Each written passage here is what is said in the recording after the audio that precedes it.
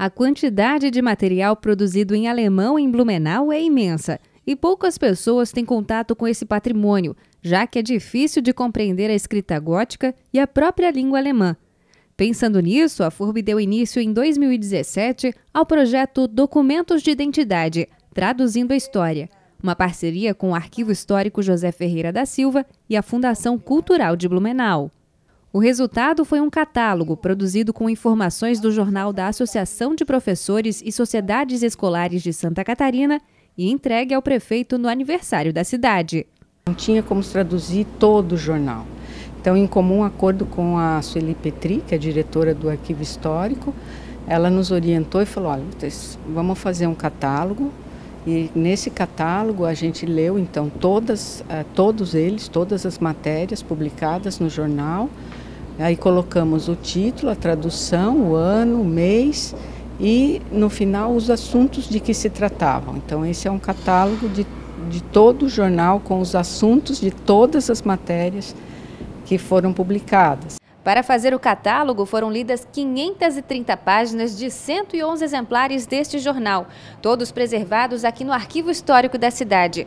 Um trabalho que exigiu muita paciência dos envolvidos e que agora pode servir como um grande aliado a futuras pesquisas. As publicações são de 1906 a 1917 e eram direcionadas para os professores das escolas comunitárias da época.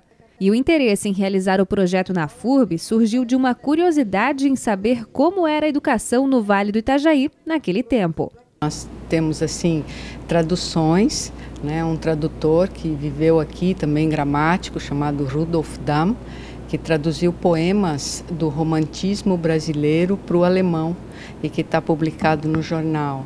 Nós temos trechos da gramática de um professor que deu aula na Escola Nova, que hoje é o Pedro II do Estado, que publicou lições para se aprender língua portuguesa, porque, é claro, a língua era a língua de instrução e a língua veicular aqui no Vale era o alemão. Isso é alguns exemplos do que a gente percebeu no jornal, né? Claro, tem muitas outras questões interessantes, questões de saúde, como prevenir doença, como escrever, sentar corretamente, escrever na carteira para não dar problema nas costas, orientações didáticas e pedagógicas para os professores de todos os tipos, né? Então, além dele ser um jornal pedagógico, com esse viés pedagógico, ele reflete também o panorama que se tinha na época aqui, né? Como que as pessoas viviam na época, o que eles tinham como prioridade, o que eles pensavam. É um jornal bastante interessante. E esse jornal, o Mitteilungen, ele tinha uma abrangência a nível de Santa Catarina, para atender todos os professores de ensino de língua alemã. E, naturalmente, não era só divulgar os professores, mas mostrar também, através de artigos, as mudanças que vinham ocorrendo, o ensino, como que poderia ser aplicado, comentários em relação à educação. E o interessante nisto tudo é que podemos fazer um paralelo com a educação atual. Quais eram os discursos da época e quais são os discursos de hoje. O professor Nestor da FURB fez parte do projeto desde o início e conta que para ser um tradutor não basta ter um conhecimento linguístico, ou seja, saber as duas línguas e traduzir. Para este trabalho foi preciso muito mais que isso. E grosso modo, o nosso trabalho aqui ele contempla dois tipos de tradução, né? Um deles é a transcrição, como a gente percebe.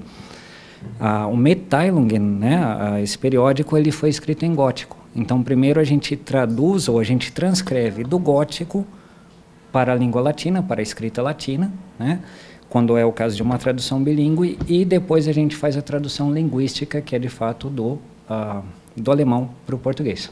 Um processo de tradução fundamental, que deve servir para várias outras pesquisas e, principalmente, resgatar a história da cidade. Temos uma quantidade hoje no Arquivo Histórico muito grande de materiais em alemão, né? E o alemão tem uma importância hoje em Blumenau muito maior, até pelo fato de ser hoje o patrimônio imaterial e cultural, né? Então, por conta disso, o que nós fazemos aqui ainda é só uma pequena parte, né? Uma pequena parte que dá acesso a outros pesquisadores ou pessoas interessadas daquilo que é, né, a nossa história, o que é a nossa identidade, de fato. O que nós temos é que agradecer à FURB por este trabalho de parceria, de preservar, de socializar essa memória que estava escondida nestes jornais, o Mittheilungen.